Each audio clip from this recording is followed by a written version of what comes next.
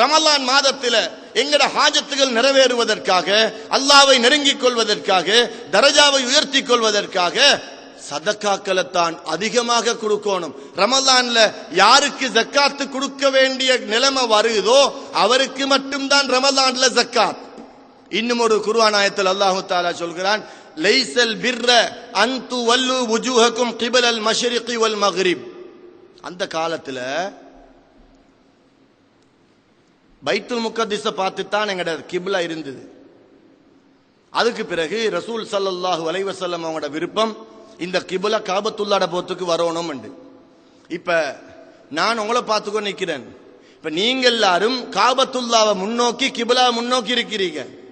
நான் எப்படி இருக்கிறேன் தெரியுமா? பைத்துல் முகத்திஸ முன்னோக்கி காபத்துல்லாஹ்க்கு முதுக போட்டுக்கொண்டு தான் நான் இருக்கிறேன். ஒன்று கொண்டு முரண். இப்ப நான் பைத்துல் முகத்திஸ முன்னோக்கி இருக்கிறேன். உதாரணம் அல்ல இது, இதுதான் உண்மை. நீங்க காபத்துல்லாஹ் முன்னோக்கி இருக்கிறீங்க. அப்ப யஹூதிகள் சொன்னாங்களாம், எல்லாம் ஒரே கிப்லாவாக இருக்கிற நேரத்தில் இப்ப கொஞ்சம் கொஞ்சமாக முகம்மது எங்கட பக்கத்துக்கு வந்து கொண்டிருக்கிறாரு. நாங்க எல்லாரும் ஒரே பக்கம்தான் வணங்கி கொண்டிருக்கிறோம்.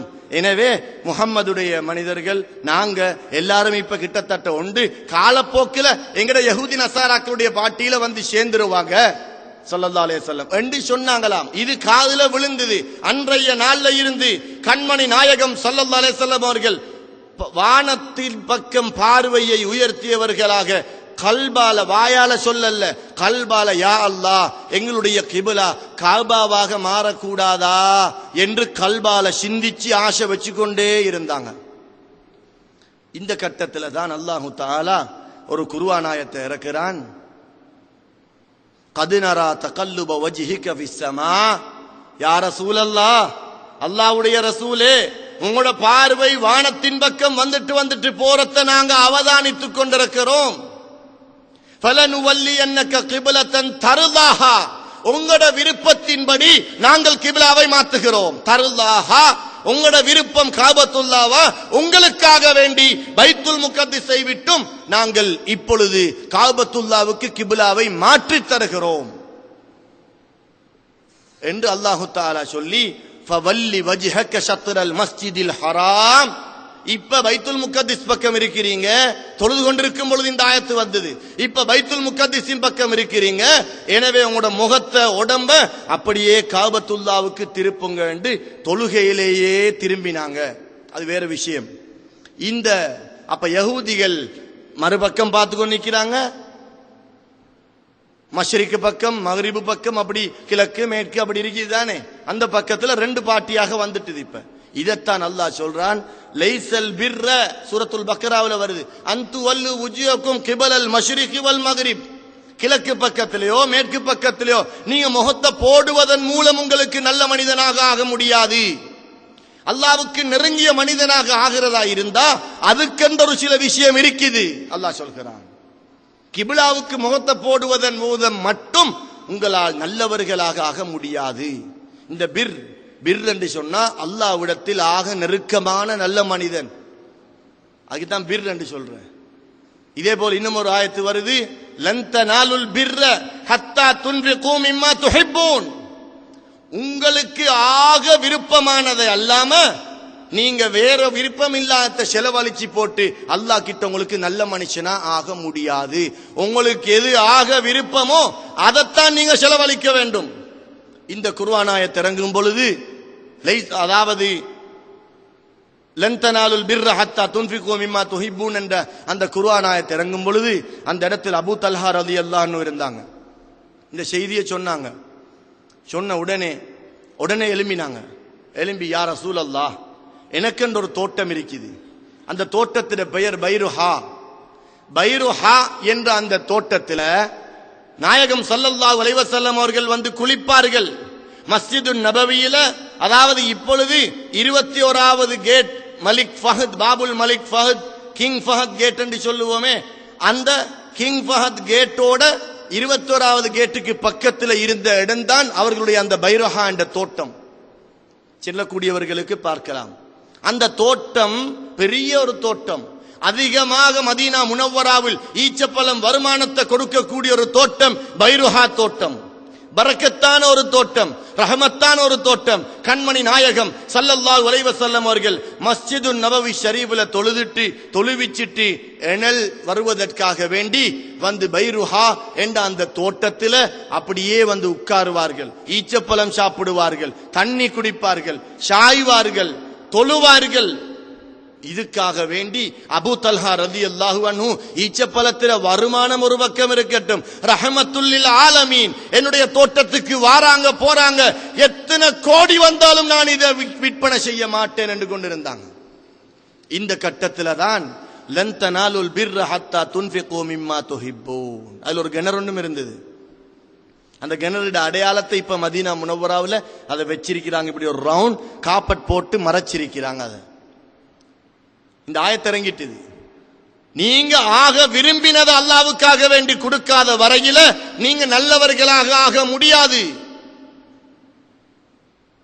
இப்ப அபூ தல்ஹா ரலியல்லாஹு எழும்புறாங்க. எழும்பி யா ரசூலல்லாஹ், எனக்கு என்னுடைய வாழ்க்கையில் ஆக விருப்பம், உலகத்திற்கும் ஆகிராவுக்கும் கபரிலும் எனக்கு விருப்பமான ஒரு தோட்டம் இந்த பைருஹா தோட்டம். எனவே இந்த குர்ஆன் ஆயத்து வந்ததன் பின்பு எனக்கு இதை விருப்பத்துக்குரியதாக வைத்துக் கொள்ள முடியாது. அல்லாஹ்வுக்காக, அல்லாஹ்வுடைய ரசூலுக்காக நான் இதை வக்ஃப் செய்து விட்டேன். யா ரசூலல்லாஹ், அதை அப்படியே எடுத்துக்கொள்ளுங்க என்று கொடுத்த உடனே கண்மணி நாயகம் ஸல்லல்லாஹு அலைஹி வஸல்லம், அபூ தல்ஹாவே, நீங்க சொல்ற மாதிரி அப்படி அவசரப்பட முடியாது. பள்ளி வாயில்களுக்கு என்று சொத்து செல்வம் இருக்குது. ஆனால் உங்களோட குடும்பத்தில் ஏழைகள், யத்தீம்கள், மிஸ்கீன்கள் இருக்கிறார்களா? ஆம், இருக்கிறார்கள். அப்படி என்றால் அந்த தோட்டத்தை வித்து அவர்களுக்கெல்லாம் பங்கு வச்சு கொடுங்க என்று சொன்னாங்க. பள்ளிக்கு வக்ஃப் செஞ்சத ஏழைகளுக்கு கொடுக்க சொல்றதுக்குள்ள அந்த ஓர்மை கண்மணி நாயகம் ஸல்லல்லாஹு அலைஹி வஸல்லம் அவர்களுக்கு மட்டும் தான் இருக்குது. வேற யார் சரி வக்ஃப் செஞ்சா வக்ஃப் தான், தொட முடியாது. அவருக்கு வந்து அந்த குர்ஆனை தூக்கி கொண்டு வீட்டுக்கு போக முடியாது. ஏன்? மார்க்கத்தை கொண்டு வந்தவர்கள் அவர்கள். பிறகு இவர்கள் சொன்னார்கள், அபூ தல்ஹா ரலியல்லாஹு அன்ஹு, யா ரசூலல்லாஹ், நான் வக்ஃப் செஞ்சிட்டேன், நீங்க நினைச்சதை செஞ்சு கொள்ளுங்க என்று சொன்ன உடனே சரி வாங்க என்று அவரை கூப்பிட்டு அந்த தோட்டத்தில் இருக்கும் வருமானம் அனைத்தையும் கண்மணி நாயகம் ஸல்லல்லாஹு அலைஹி வஸல்லம் அவர்களும் அபூ தல்ஹா ரலியல்லாஹு அன்ஹு அவர்களும் சேர்ந்து மதீனா வாசிகளான ஏழைகள், மிஸ்கீன்கள், ஃபக்கீர்கள், அவருடைய குடும்பத்தில் உள்ளவர்கள், நெருங்கின இனபந்துக்களுக்கு அள்ளி அள்ளி கொடுத்தாங்க. அந்த பிர், நல்லவனாக ஆகோணம் என்ற ஆசையில உலகத்தில் உள்ள தோட்டத்தை வித்தாங்க. ஏன்? அல்லாவுக்கும் ரசூலுக்கும் நல்லவராக ஆகிறதாக இருந்தால் இந்த தோட்டம் எனக்கு வேண்டாம்.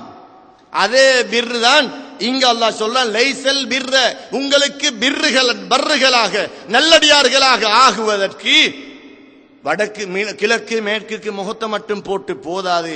வலாக்கின்னல் பிர்ர என்றாலும் நல்ல மனிதன் யார் தெரியுமா?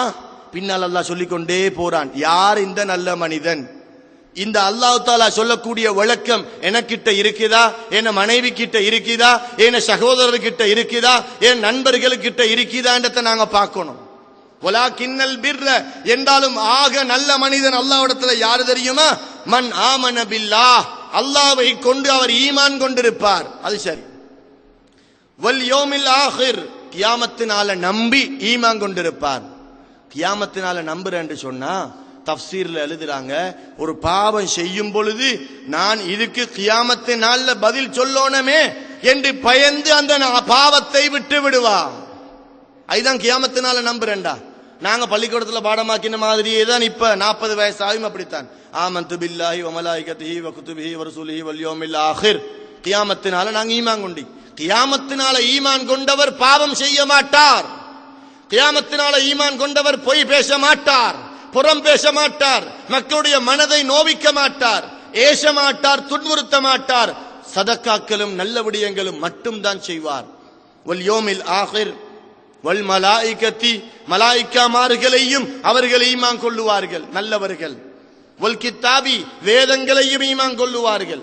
வன் நபியீன, நபிமார்களையும் ஈமான் கொள்ளுவார்கள். ஈமானுக்கு பிறகு என்ன செய்வாங்க? ஈமானுக்கு அடுத்தது என்ன? தொழுகதானே. ஈமான் கொண்டிருக்கிறோம், தொழுக, அதுக்கு பிறகு நோன்பு, அதுக்கு பிறகு ஜக்காத், அதுக்கு பிறகு ஹஜ். ஆனால் இந்த ஆயத்தில் அல்லாஹ் சொல்கிறான், எல்லாம் நம்பிட்டு